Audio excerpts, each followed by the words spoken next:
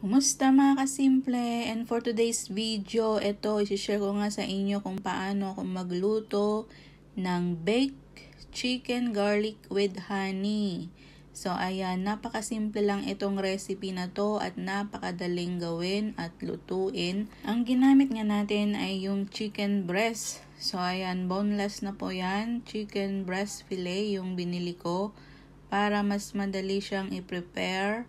At lalagyan na lang natin ng mga ingredients para i-marinate. Simple lang yung mga sangkap nito. Ginamitan ko nga ito ng sweet paprika, garlic powder, honey, light soy sauce, dark soy sauce syempre para naman meron siyang kulay at hindi magmukhang anemic, black pepper powder. Pagkatapos nga niyan, ay nilagay ko na lahat yung mga sangkap na nasabi at itong honey na lang itong bukod tanging hindi ko pa inalalagay.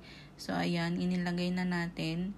Ang measurement nga pala ay depende na rin yan sa inyong mga panlasa kung gusto nyong tularan itong recipe na ito. So ayan, nakadepende na rin sa inyo kung gaano kadami yung ilalagay nyo dyan. Tinakpan ko nga at minarinade ko ito at nilagay sa refrigerator ng buong maghapon.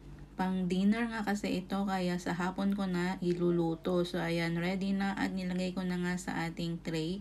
Ito yung napakadaling gawin na recipe dahil save time at mas marami ka pang magagawa at napakadaling i-prepare pagkainan na. So ayan, pinainit na nga natin ang oven in 200 Celsius degree at i-bake natin tong chicken for 25 minutes. After 25 minutes, so ayan na, ready na ang ating dinner. Inilagay ko na nga rin pala yung soy sauce na natira sa tray para mas masarap siya. So ayan, ready to eat ng aking mga alaga.